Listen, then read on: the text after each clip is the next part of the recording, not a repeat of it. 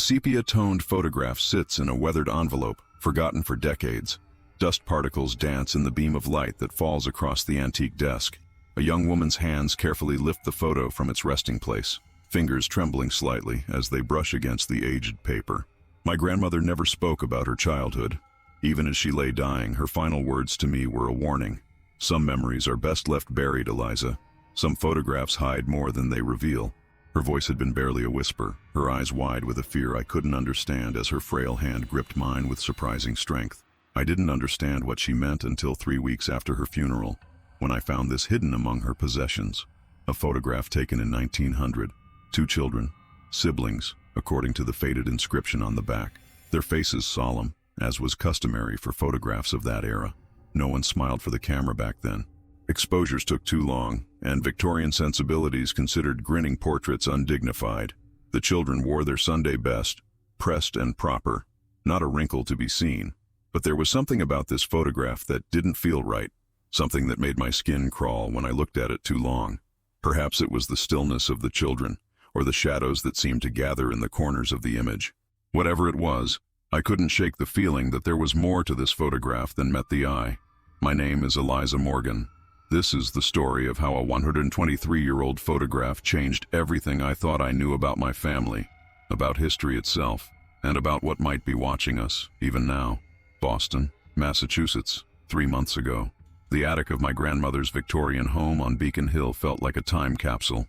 Generations of my family had lived in this house since it was built in 1873. My grandmother, Eleanor Morgan, was the last. At 97, she'd finally succumbed to pneumonia, leaving me, her only grandchild, to sort through the accumulated memories of almost a century and a half. "Take your time, Ms. Morgan," the attorney had said when he handed me the keys. "The house is yours now." Your grandmother's will was quite clear on that point. Or what wasn't clear was why she'd been so insistent that I personally go through every item before deciding what to keep or discard. "Not the estate sale, people," she'd written in her spidery handwriting. "You, Eliza, only you." There was something almost desperate in the way she'd underlined my name 3 times, the pen pressing so hard it had torn through the paper. The first 2 weeks were overwhelming. Victorian homes aren't known for their storage efficiency, and my grandmother had been, to put it kindly, a collector. Every drawer contained scraps of history, theater tickets from the 1950s, dance cards from debutante balls, newspaper clippings yellowed with age.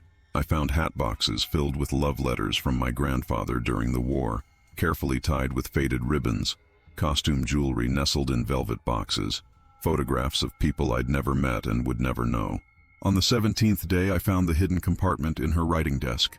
It wasn't particularly sophisticated, just a false bottom in the top drawer that slid back to reveal a small space, but it had been carefully concealed, the mechanism stiff from disuse. Inside was a leather-bound journal and an envelope, the paper so old it had begun to disintegrate at the edges. I opened the journal first. Most of the pages were blank, but on the first page, in my grandmother's handwriting, were the words, "I should have destroyed this long ago. I couldn't bring myself to do it. The truth must be known someday, but I was too much of a coward to face it in my lifetime. Forgive me, Eliza." My hands trembled as I opened the envelope. Inside was a cabinet card photograph, the kind popular in the late 19th century. 2 children, a boy and a girl, posed in formal Victorian attire. The girl, perhaps 7 or 8, wore a high-necked dress with a pinafore. Her hair was arranged in neat ringlets. The boy, slightly older, wore a suit with short pants and a solemn expression. They stood stiffly, hands at their sides, gazing directly at the camera. Behind them was an ornate painted backdrop of columns and drapery, standard fare for portrait studios of the era. I turned the photograph over. On the back, in faded brown ink, someone had written, "Thomas and Margaret Whitaker, 1900. The name Whitaker meant nothing to me. As far as I knew, my grandmother's maiden name had been Campbell. Perhaps these were distant relatives or family friends. Nothing about the photograph seemed particularly remarkable or disturbing. I set it aside and continued sorting through the desk. That night, I dreamed of the children in the photograph. In my dream, they stood in the same pose, but their eyes followed me as I moved. I tried to run, but my feet were rooted to the spot. The boy's mouth opened, revealing teeth too sharp, too numerous. The girl's fingers elongated, stretching toward me like pale spiders.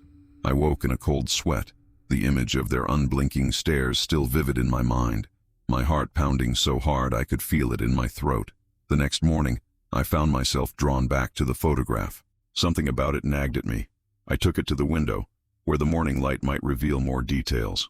The children's faces were clear enough, but there was something about their eyes that seemed wrong. Using my phone, I took a picture of the photograph and zoomed in. The eyes were too dark, not just shadowed, as old photographs often appeared, but completely black. No whites, no irises, just empty darkness. Photographic anomaly, I told myself. Chemical degradation over time. But even as I spoke the words aloud, trying to convince myself, a shiver ran down my spine. My grandmother's warning echoed in my mind. Some photographs hide more than they reveal. I needed a better look. Fortunately, my work as an art historian had given me access to tools beyond the average smartphone. I called my colleague, Dr. Marcus Chen, at the university's conservation department.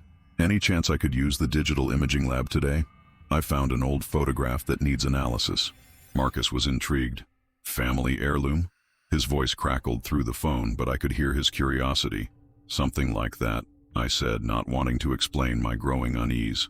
I just need a clearer image. Come by around 2. The lab's free then. He paused.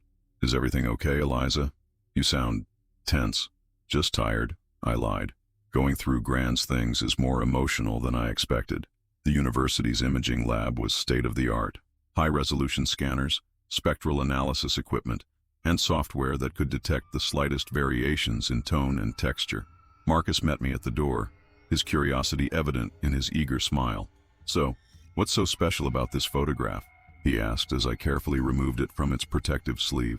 Probably nothing, I said, trying to sound casual. But my grandmother left it hidden with a cryptic note, and I can't shake the feeling that there's something I'm missing. Marcus examined the cabinet card. Late Victorian, good condition for its age. Standard album and print on cardstock. He looked at the back. Whitaker? Any relation? Not that I know of. That's part of the mystery. He placed the photograph on the scanner bed.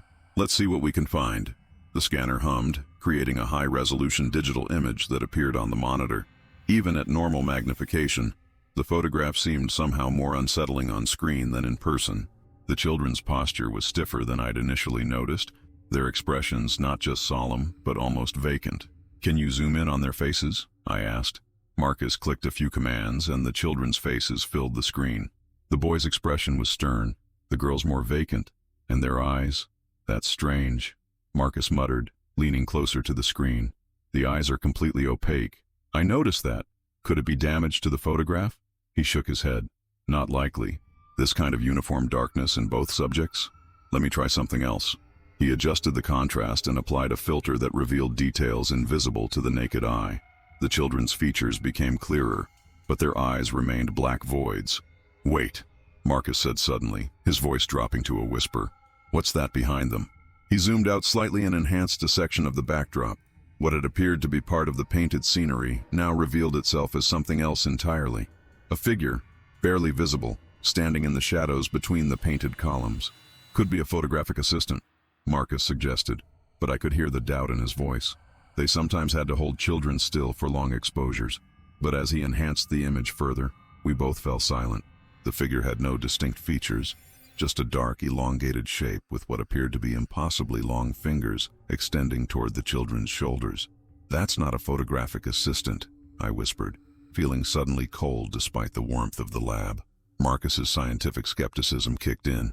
It's probably just a flaw in the backdrop or a shadow from the studio equipment. These old photographs are full of anomalies. Light leaks, chemical stains, dust on the negative. They can all create strange effects. I wasn't convinced. Can you check if there's anything else unusual? He ran the image through several more filters, examining every inch of the photograph. The children's clothing appeared normal, the studio backdrop consistent with the period. Then he zoomed in on the girl's hand, the one partially hidden behind her dress. That's odd, he said, his professional detachment wavering.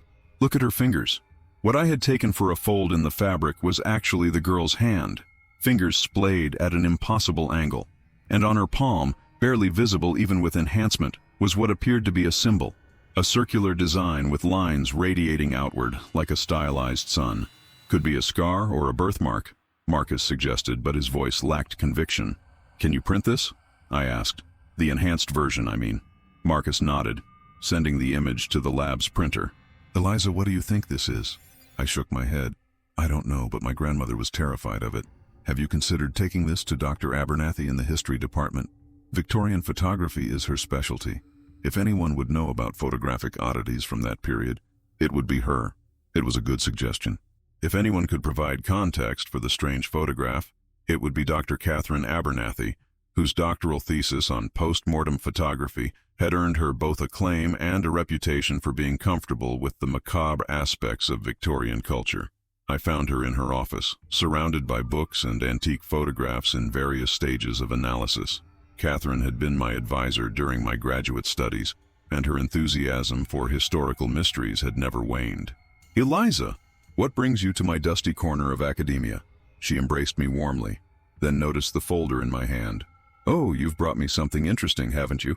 I explained about finding the photograph among my grandmother's possessions and the strange anomalies Marcus and I had discovered. Catherine listened intently, then carefully examined both the original photograph and the enhanced printout.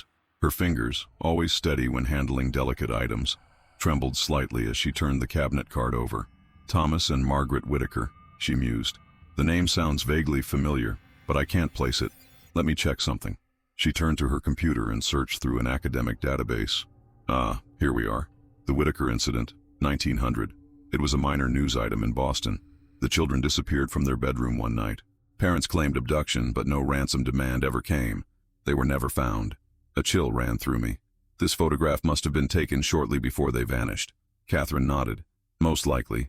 Cabinet cards were still common then, though they were beginning to be replaced by newer photographic methods.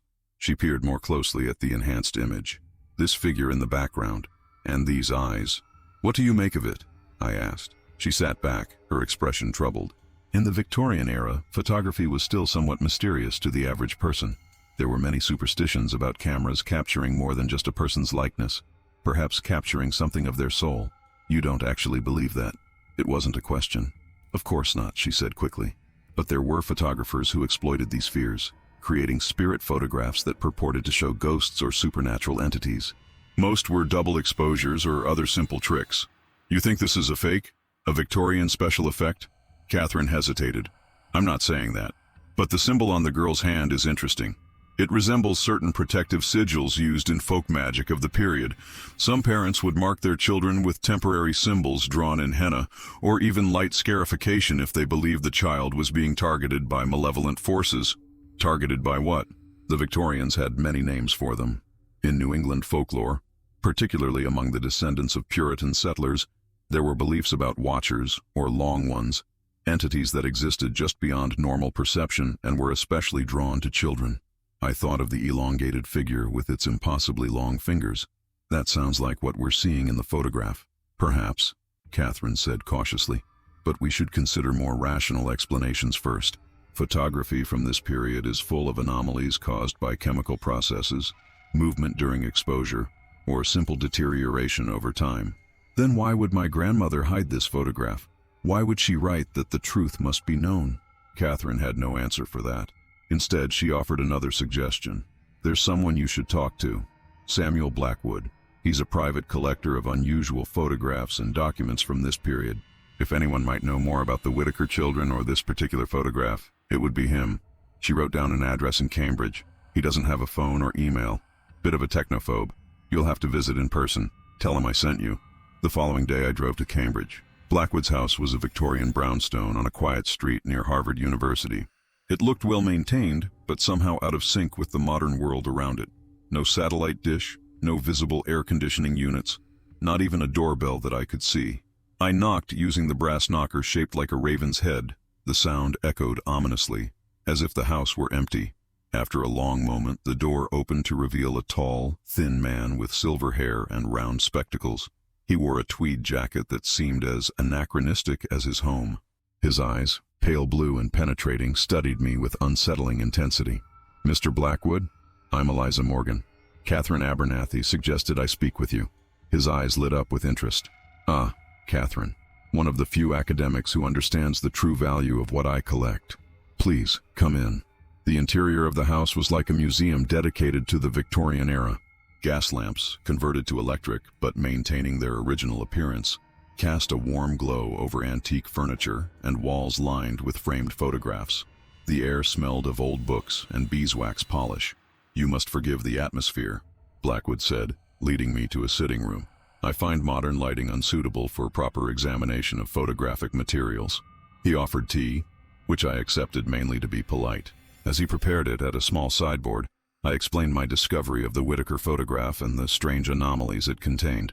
Blackwood became very still. "You have it with you?" His voice had dropped to almost a whisper. I nodded, removing both the original and the enhanced copy from my folder. He returned with the tea, set it down untouched, and examined the photograph with a magnifying glass he produced from his pocket. His hands, I noticed, trembled slightly. For several minutes he said nothing, studying every detail of the image with intense concentration. "The Whitaker children," he murmured finally. "I've seen references to this photograph, but never the actual image. It's quite remarkable that you found it. You know about it?" I leaned forward, eager for information. He looked up, his expression grave. "Ms. Morgan, there are certain photographs that acquire a reputation among collectors. The Whitaker photograph is one of them. It's mentioned in several private journals from the early 1900s, always in connection with unusual events." "What kind of events?" Blackwood set down the magnifying glass. "Disappearances, primarily. The children themselves, of course, but also the photographer, a man named Jeremiah Sullivan. He vanished 3 days after taking this photograph. His studio was found abandoned. Several glass plate negatives shattered on the floor. I felt a growing unease. "And you believe there's a connection?" "What I believe is irrelevant. But the historical record suggests that several people who possessed copies of this photograph subsequently reported disturbing experiences. Night terrors. The sensation of being watched. Eventually, most either destroyed their copies or, well, they too disappeared." "That's just superstition," I said, though my voice lacked conviction. Blackwood smiled thinly. "Perhaps, but consider this. Your grandmother kept this photograph hidden, not displayed. She wrote that the truth must be known, but she wasn't brave enough to face it herself. What does that suggest to you?" I had no answer. He continued, "May I see the enhanced version?" I handed him the printout. He studied it carefully, paying particular attention to the figure in the background and the symbol on the girl's hand. "The mark of watching," he said quietly. "Excuse me? This symbol, in certain obscure texts, it's called the mark of watching. It was believed to serve as both an attractant and a binding sigil." "I don't understand." Blackwood sighed. "Folk magic is complex and often contradictory, Ms. Morgan. This particular mark was used in desperate situations. When something was already watching, already hunting. The mark would make the child more visible to the entity, yes, but it would also bind the entity to certain rules. A bargain of sorts." "A bargain? With what?" "With whatever exists in the spaces between what we can perceive and what we can't. The Victorians weren't fools, Ms. Morgan. Their superstitions were often based on generations of observation and experience. They understood that there were forces beyond their comprehension, but they developed systems, rituals, sigils, protective measures to navigate these dangers." He handed the photographs back to me. "May I ask why you're investigating this?" "Simple curiosity." I wasn't sure how to answer. "My grandmother wanted me to know something. I feel like I owe it to her to find out what." Blackwood nodded. "Familial obligation. I understand. But be cautious, Ms. Morgan. Some knowledge comes at a cost. Do you have any suggestions on where I should look next?" He considered this. "There may be more information in the public records. Police reports about the disappearances. Newspaper accounts. The Boston Public Library maintains archives of local newspapers from that period. And city records might tell you who lived in your grandmother's house in 1900. It was a practical suggestion. A return to solid historical research rather than folklore and superstition." I thanked him and rose to leave. At the door, Blackwood hesitated. "One more thing, Ms. Morgan. Have you noticed anything unusual since finding the photograph? Changes in your environment, perhaps? Unusual sounds in your home?" The question caught me off guard. I thought about the dreams, the feeling of being watched that had followed me since finding the photograph. The way shadows in the corners of rooms seemed deeper, more substantial. The creaking of floorboards when I knew I was alone in the house. "Nothing significant," I lied. He didn't look convinced. "If that changes, I suggest you contact me immediately. And perhaps consider whether some mysteries are better left unsolved." The Boston Public Library's archives provided the next pieces of the puzzle. Newspaper accounts from June 1900 confirmed the disappearance of Thomas and Margaret Whitaker from their Beacon Hill home.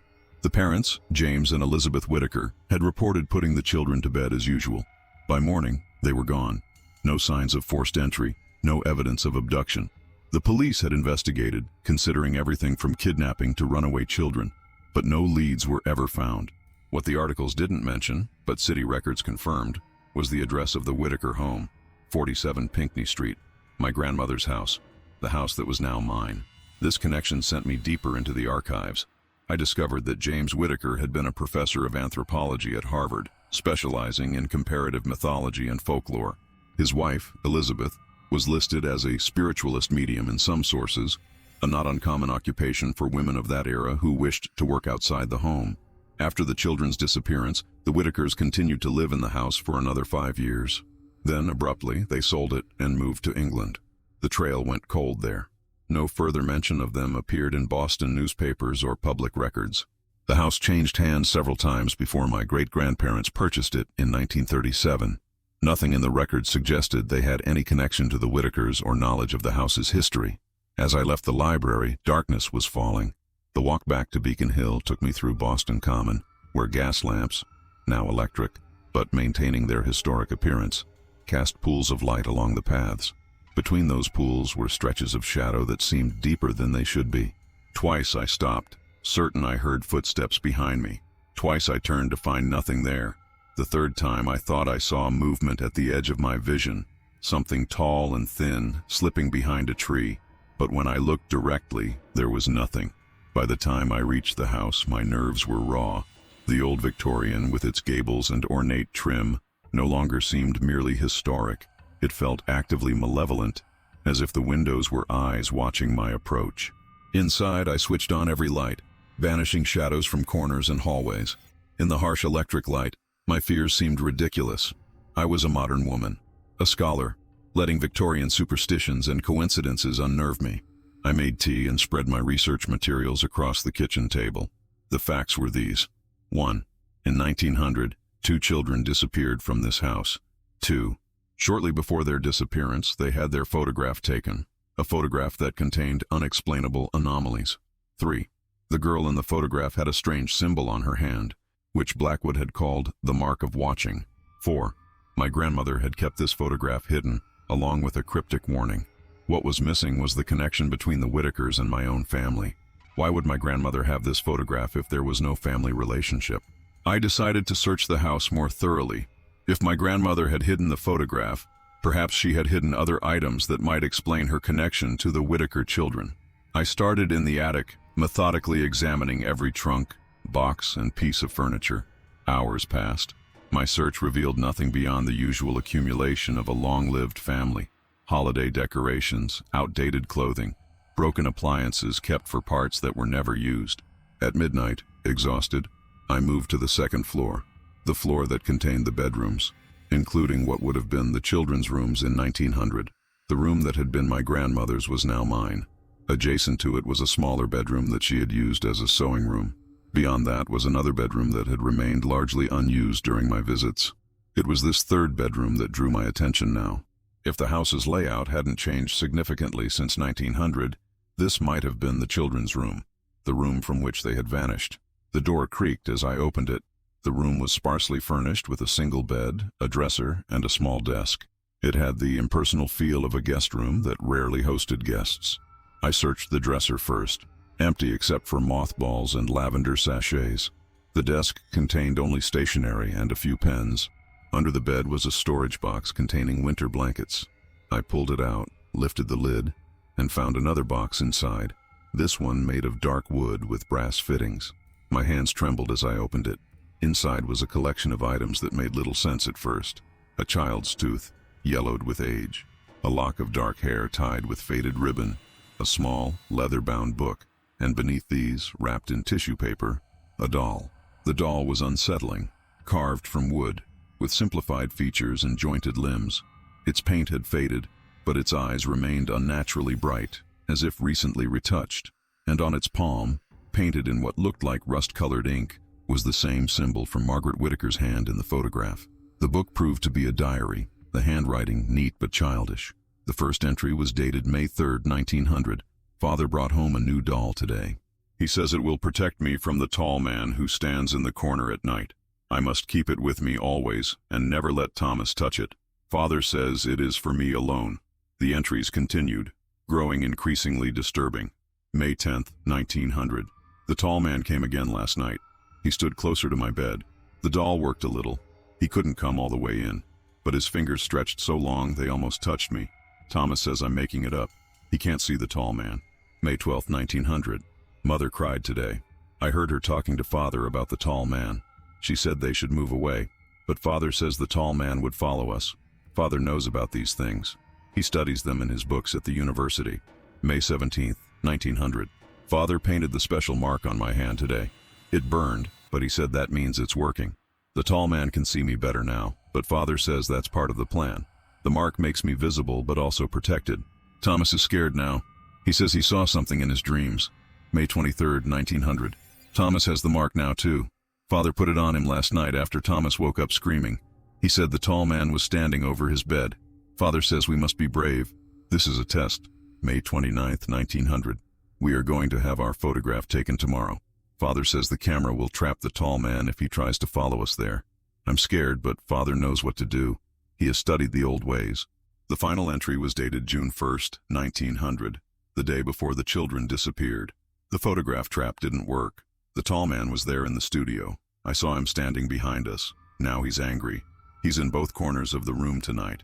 Thomas sees him now too. Father says we must be brave. Tomorrow we will try something else. Father says if it doesn't work, we will go away to a place where the tall man can't follow. The diary ended there. My hands shook as I set it down. The implications were horrifying. Had James Whitaker, driven by some desperate need to protect his children from what he perceived as a supernatural threat, done something terrible? Had he hidden them away somewhere? Or worse? But that didn't explain the photograph, the figure in the background, the blackened eyes. I picked up the doll again, examining it more closely. The wood felt unusually warm, as if it had been sitting in sunlight, though the room was cool. The symbol on its palm seemed to pulse slightly in the dim light. A sudden noise from downstairs made me jump, a sharp crack, like a footstep on old floorboards. I froze, listening. The house creaked and settled as old houses do, but there was a pattern to the sounds now.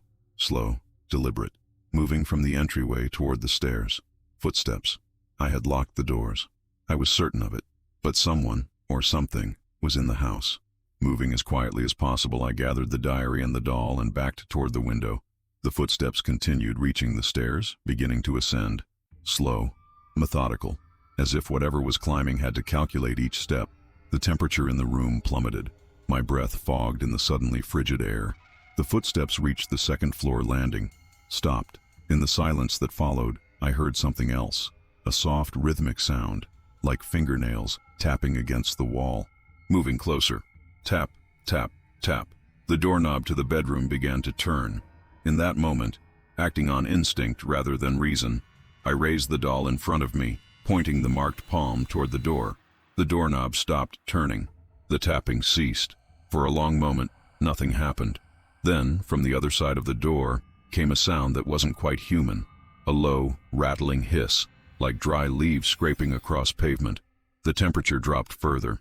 Frost began to form on the inside of the window behind me. The doorknob began to turn again, more forcefully this time. I clutched the doll tighter, my mind racing. If the symbol was a protection, a binding sigil as Blackwood had suggested, perhaps it could buy me time to escape. But escape to where? Whatever was on the other side of that door had found the Whitaker children despite their father's precautions. It had followed them to the photographer's studio. And now, somehow, it had found me. The door began to open, revealing nothing but darkness beyond, a darkness deeper than the absence of light, a void that seemed to consume the faint illumination from the hallway. From that darkness extended a hand, or something like a hand. The fingers were wrong, too long, too thin, jointed in places where human fingers had no joints.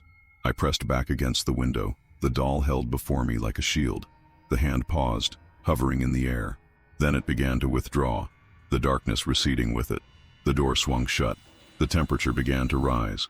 The frost on the window melted, water trickling down the glass. For a moment, I thought it was over. Then my phone chimed. A text message notification that seemed obscenely normal in the aftermath of what I'd just experienced. The message was from an unknown number. "Where is the photograph?" As I stared at the screen, another message appeared. "It belongs to us." And another, "The children belong to us." I turned off the phone with trembling fingers. Whatever was happening, it wasn't confined to this house or to the physical realm. It could reach me through technology, through the very devices I relied on for safety and connection. I needed to understand what I was dealing with. The diary suggested James Whitaker had tried to protect his children using folk magic and superstition. But where had he gained that knowledge? Then I remembered. James Whitaker had been an anthropologist specializing in comparative mythology and folklore. His research might still exist somewhere in Harvard's archives. I spent the night in a hotel, the doll and diary locked in the room's safe. At dawn, I went to Harvard's Widener Library, where special collections were housed. Access to the archives required academic credentials, which fortunately I had.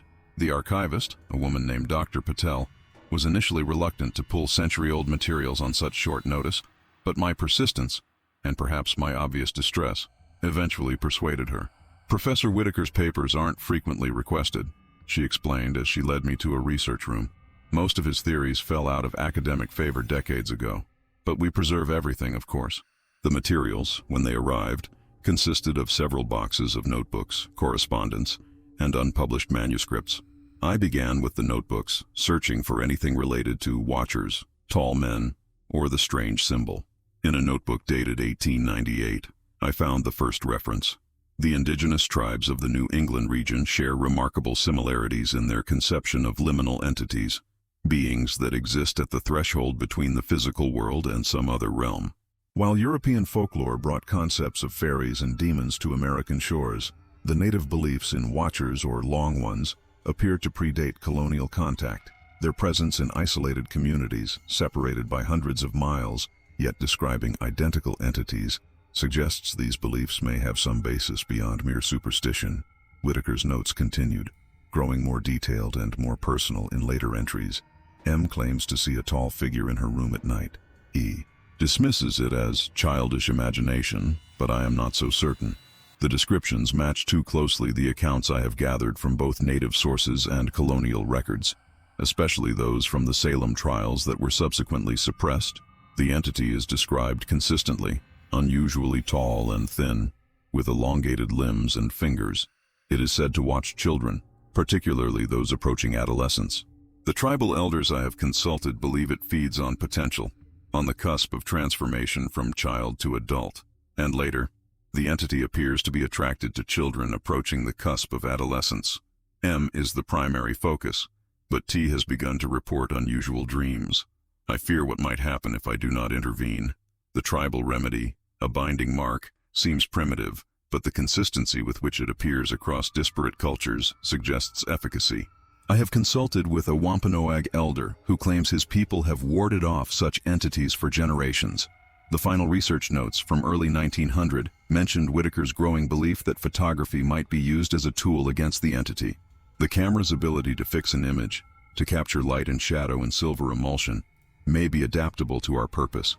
If the entity exists partly in our world and partly in another, perhaps the photographic process can trap it between, binding it to the image rather than to the children. The spiritualists use photography to capture spirits, usually fraudulent, of course, but the principle may be sound. The silver nitrate in the emulsion has properties that the tribal elders describe in their own binding rituals. What followed was a detailed description of a ritual that combined elements of folk magic with the technological process of photography. The ritual required the preparation of the subjects, the children, with protective symbols, the preparation of the photographic plates with certain unusual chemicals, and the deliberate attempt to lure the entity into manifesting during the exposure. The last entry, dated May 31st, 1900, was brief and devastating. The attempt failed. The entity was present, but not bound. If anything, the process has strengthened its connection to the children. I have no choice but to implement the contingency plan. May God forgive me for what I must do. The contingency plan was not described. I sat back, my mind reeling. James Whitaker, respected Harvard professor, had attempted to use photography as a weapon against what he perceived as a supernatural entity stalking his children. When that failed, he had implemented some contingency plan, after which the children had disappeared. But if Whitaker had harmed his children in some misguided attempt to save them from an imagined threat, why did the photograph contain actual anomalies? Why did the figure in the background match exactly the tall man described in Margaret's diary? And why, over a century later, was something still searching for that photograph? As I was preparing to leave the archive, Dr. Patel approached with another box. I found these after you started your research. They were misfiled under Whitaker, J. Personal Effects, rather than with his academic papers. They might be relevant. The box contained items returned to Harvard after Whitaker's death in 1930. Among them was a leather portfolio containing what appeared to be personal correspondence, separate from his academic letters. Most were mundane, letters to colleagues, family members, publishers, but one envelope, sealed with wax and never opened, was addressed simply, "To whoever seeks the truth about my children." With Dr. Patel's permission and careful supervision, I broke the seal. Inside was a letter, the handwriting hurried but legible.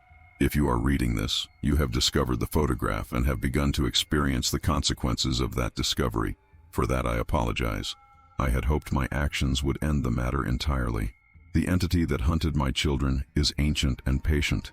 It exists in the spaces between light and shadow, between waking and sleeping, between innocence and knowledge. It feeds on potential, on the cusp of becoming. Children on the verge of adulthood are its preferred sustenance. The photograph was meant to bind it, using principles I had discovered in my research. Instead, it created a bridge, a permanent connection between the entity's realm and ours. The camera captured more than light and shadow that day. It captured a doorway. When I realized what had happened, I knew the children were no longer safe in this world. The contingency plan was desperate but necessary. Using methods I cannot fully explain in this letter, I sent Thomas and Margaret elsewhere, not to the entity's realm, but to another place entirely, a place beyond its reach. They are safe, but suspended, neither living nor dead in any conventional sense. The photograph is the key to their return, but it is also the anchor for the entity. Destroy it, and the children are lost forever. Keep it, and the entity will continue to hunt, drawn by the connection to what was taken from it. I leave the choice to you, as I cannot bear to make it myself. With deepest regrets, James Whitaker, October 17th, 1905.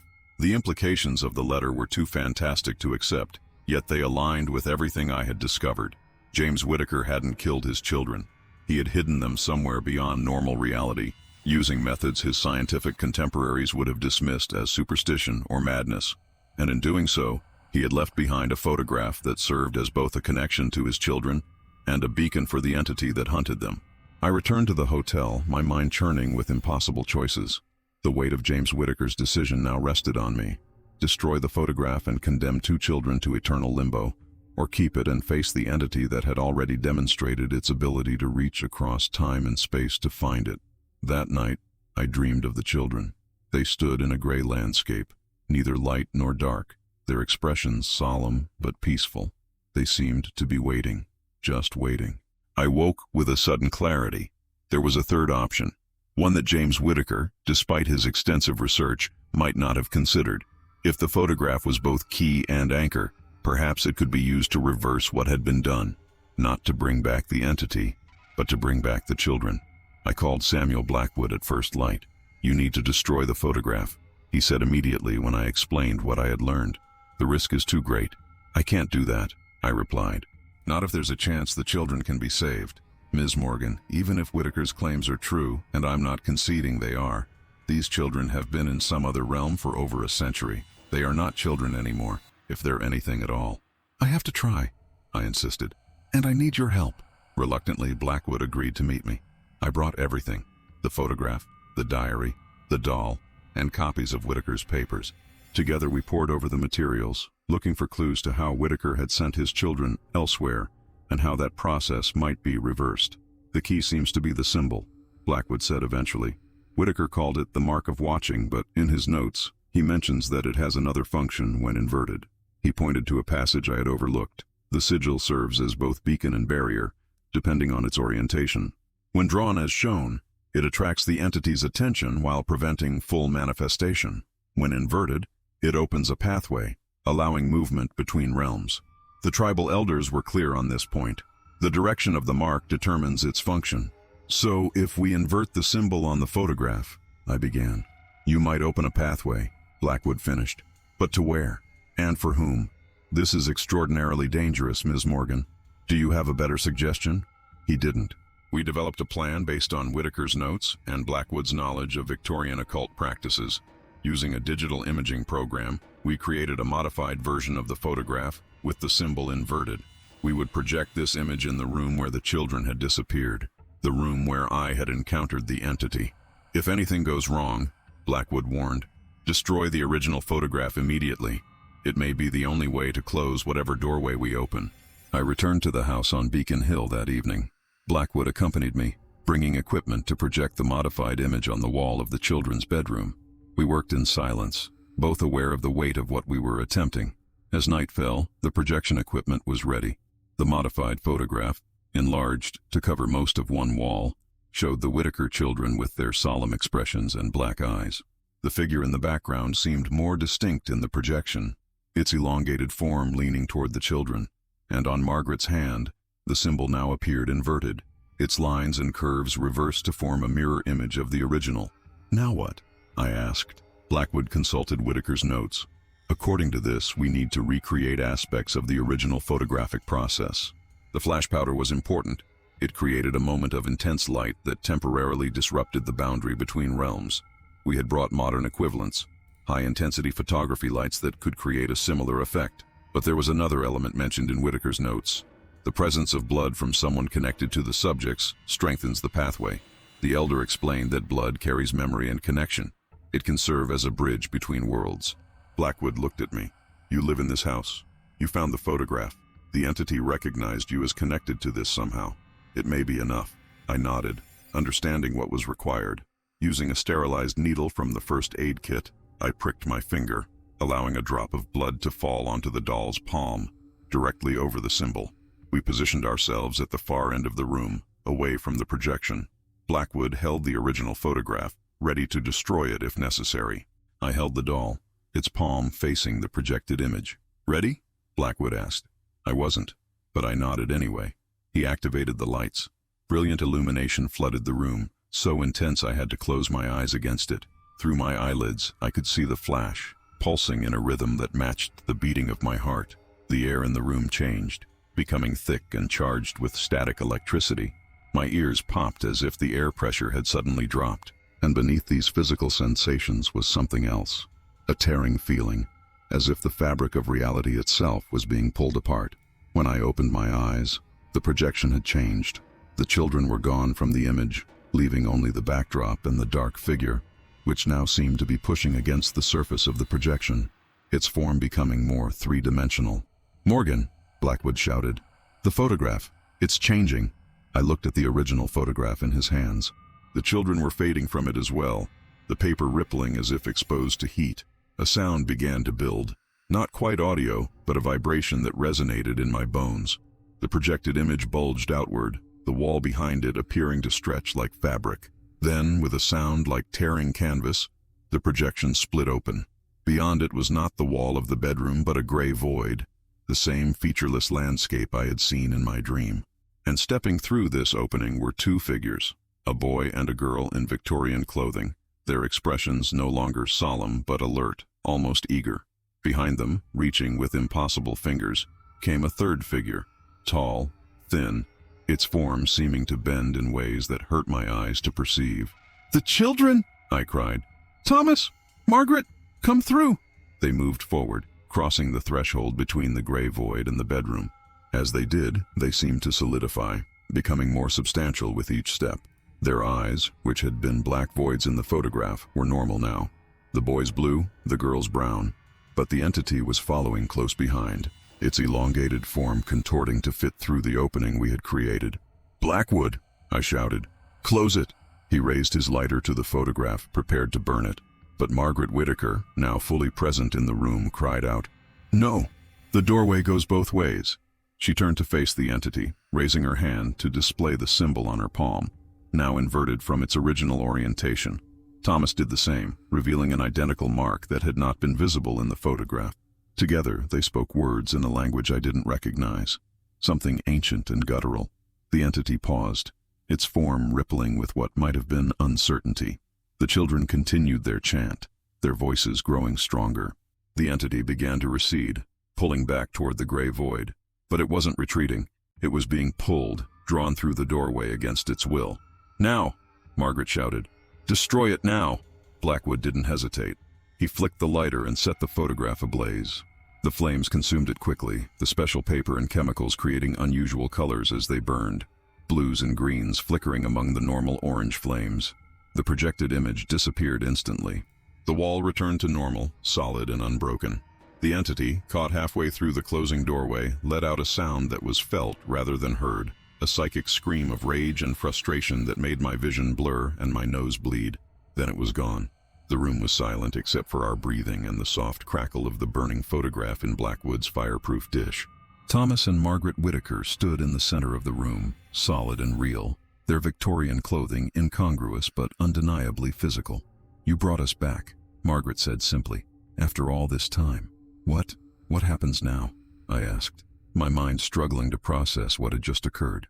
Thomas smiled, the first expression other than solemnity I had seen on his face. "Now we live. Father always said we would return when it was safe, when someone figured out how to reverse what he had done. But you've been gone for 123 years, Blackwood said. "The world is entirely different." "We know," Margaret replied. "We could see sometimes through the photograph, like looking through a window that only opened occasionally. We saw the world change." "And the entity?" I asked. "The tall man." "Trapped," Thomas said firmly, "where we were. The inversion works both ways, you see. What bound us there now binds it." I looked at the children, physically still children, but with eyes that held over a century of awareness. "What will you do? You have no family, no identity in this world." Margaret took my hand. Her touch was warm, human. "You're our family now. You found us. You brought us back. The house is yours. Our home is your home. We can help you," Thomas added. "We've had a long time to learn, to watch. We know things about the spaces between that might be useful." Blackwood cleared his throat. "This is unprecedented. There will be complications." I knew he was right. How would I explain the sudden appearance of two Victorian children? What legal identity could they have? How would they adapt to modern life? But looking at Thomas and Margaret, rescued from a century of limbo, from the grasp of something ancient and hungry, I knew these were problems worth solving. "We'll figure it out," I said. Together. The doll, still clutched in my hand, had changed. The symbol on its palm had faded completely, its purpose fulfilled. It was just a carved wooden toy now, harmless and ordinary. As dawn broke over Beacon Hill, Thomas and Margaret Whitaker stood at the window of their childhood home, watching the sun rise on their first day in the modern world. Behind them, the bedroom that had been the site of both their disappearance and their return was just a room again. No lingering sense of wrongness, no cold spots, no feeling of being watched. The photograph was gone, reduced to ashes, but its secret had been revealed, its purpose fulfilled, and in its destruction, something had been set right that had been wrong for 123 years. Some photographs hide more than they reveal, and some secrets, once uncovered, can change everything we thought we knew about the world and what exists in the spaces between what we can see and what we can't.